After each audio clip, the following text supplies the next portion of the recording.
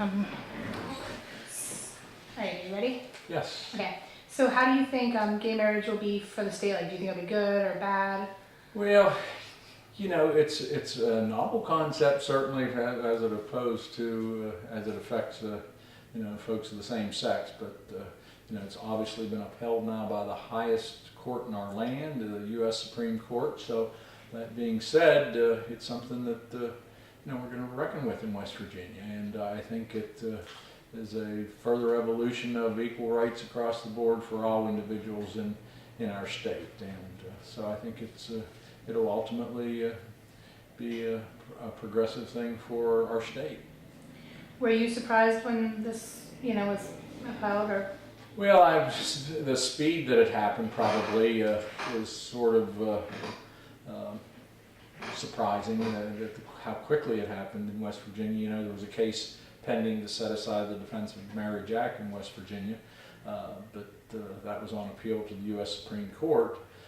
Or excuse me, the Virginia case was, and the West Virginia statute was very much akin to that. So when it got, when the U.S. Supreme Court decided not to take up that Virginia case, but I think it sent a clear message throughout the state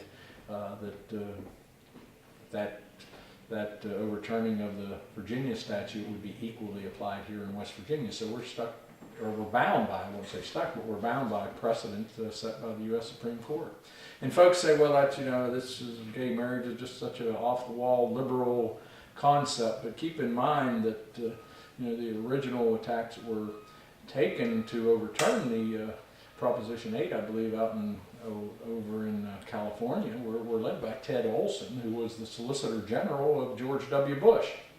And if you look at the makeup of the U.S. Supreme Court, Shauna, there's 5 of the 9 were appointed by either Reagan or Bush. So they're Republican dominated, and most would consider a very conservative court that have upheld under Citizens United that corporations are people. So I guess now they've decided that people are people too, and are entitled to equal rights. But you know, that's the way it's evolved, and now we're, as a member of the state Senate and president of the Senate, I'm required and will uphold the law of the state of West Virginia.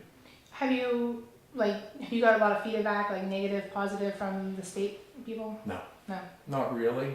You know, the governor came out shortly after the Attorney General, I think, who was challenging the law at the state level, decided it was time to wave the white flag and throw in the towel, because frankly he just, you know, made a statement that given the Supreme Court ruling of the U.S. that he was also of the opinion that that was the law of the land, and as a constitutional officer we're required to uphold the Constitution. When the U.S. Supreme Court pronounces something, we're required to uphold it. So I'm not surprised, and was proud of the governor with his statement saying that we need to be, you know, we need to be welcoming of all people of all kinds and diversity in our state. Well, I was reading, I think you were kind of talking about it a few minutes ago, where I guess gay and lesbians, they can be discriminated for housing and employment. How exactly is that possible? It's ironic. See, we have a Fair Housing Act in West Virginia, as well as a Human Rights Act, which does afford protections to classes of individuals who have historically been discriminated against, and that class is race, color, creed, religion, sex. It even expounds all of disability all the way to political party. And yet there have been several attempts, as I've introduced a bill and we passed it out of the Senate a time or two, most recently I think in 2008, where we passed a bill that would add to that class of protected folks sexual orientation. That would effectively prohibit and bar people from being evicted from their homes or fired from their job because of their sexual orientation. So in light of the fact that the U.S. Supreme Court, now our state, has recognized gay marriages, and in fact folks are going to our courthouses and getting married today, that it just seems funny to me that you could get married on Saturday in our state, be evicted on Sunday and fired on Monday. And that's just ironic to me, and it's just not right. So if we're going to afford those kind of equal protections, then I think we need to expand our ENDA, it's called Employment and Housing Non-Discrimination Act, to sexual orientation in terms of housing and employment in the workforce.